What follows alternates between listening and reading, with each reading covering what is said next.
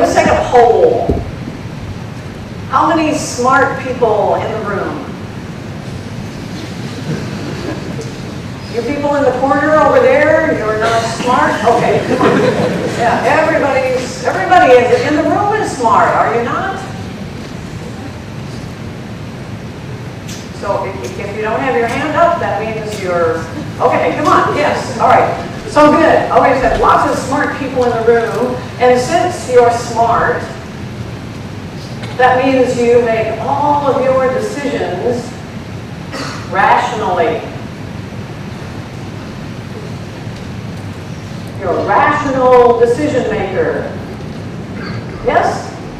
Okay, are only a few people who are rational?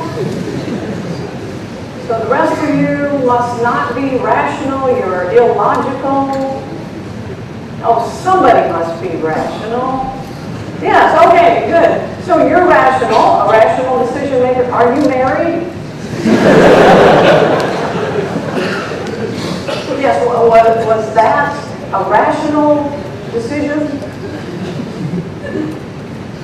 Did you make a little decision table where you listed the positive attributes of your potential spouse and the negative attributes, and you prioritized those attributes, and then you made a decision to get married or not? I have known people who have done that. Did you do that? So that would be rational. Well, maybe there are some things. Maybe there are some decisions that we make that are not rational. So here's the bad news. The cognitive neuroscientists who study this kind of thing, thank you. And I'm not a cognitive neuroscientist, but I try to keep up. I try to read the latest research. They tell us that none of our decisions are rational. We're never logical about our decisions. So if you believe that smart people are logical, then when you try to sell a new idea, you have a new idea and you want to convince people in your organization, then typically in the past, you would probably say, well, these people in my organization, well, they're smart as well, and therefore they must be logical, and so to convince them, you use logical argument. How does that work for you? Have you tried that? Have you tried convincing the people on your team to go agile, or the people in your organization to do something, to adopt TDD?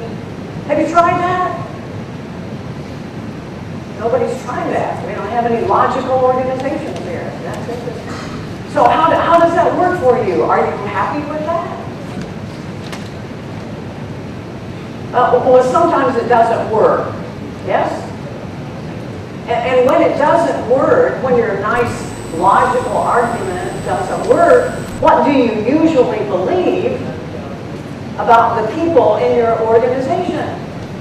They heard your nice PowerPoint presentation, they heard your nice logical argument, and they didn't decide to adopt your idea. They rejected it. What did you think about those people at that time? What was your opinion of them? You weren't thinking about them? No.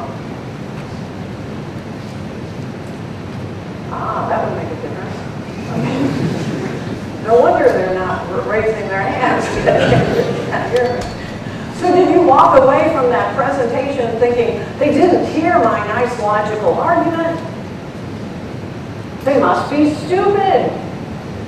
If they don't agree with me, there must be something wrong with them. I had my nice logical argument for adopting Agile or TDD or pair programming or whatever it was, and when they didn't listen, we tend to think it's their fault. There must be something wrong with those people. All right, let's see if this really is going to work now. about some patterns, some better ways of convincing people, other than that nice, logical argument. We're going to look at patterns. I'm going to give you the name of some patterns that will help you be a better influencer, more successful in introducing your ideas, both in your teams, your organizations, your families. They come from a book that I've written called Fearless Change. And I like to start with this quote. You said, it's not about building software. It's about changing the world. And we expect great things from Sri Lanka. We know that you're the hope for the future. We know that places like the United States are dying. We know that our children are not performing as well as they should. So where's the hope then for global salvation? It's right here. It's you. You're our hope. We need you. We need you to save us. So there's the first myth. We need to address that. That people are rational because they're smart. We think they believe that they're logical and they make their decisions logically. So the cognitive scientists now tell this is not true. None of us are logical. None of us are logical decision makers. We make decisions for a number of different reasons, mostly because we're emotionally connected.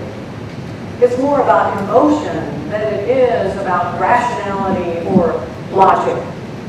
So you need some better patterns. Instead of that logical argument, you need to start with some strategies or some ideas that will help you be successful in introducing change. And the first one is called evangelist. So I don't know whether that translates or not, but in the United States it means almost somebody who's religious, someone who believes. And what we know is that at the beginning that was a contentious name. We weren't sure whether that was a good choice or not because it has a religious flavor. And what we know now is that it was exactly the right name. It was exactly the right name because when you have a great idea, when you want to talk to people on your team or in your organization about going agile or trying some new agile practice, you don't know. You don't really have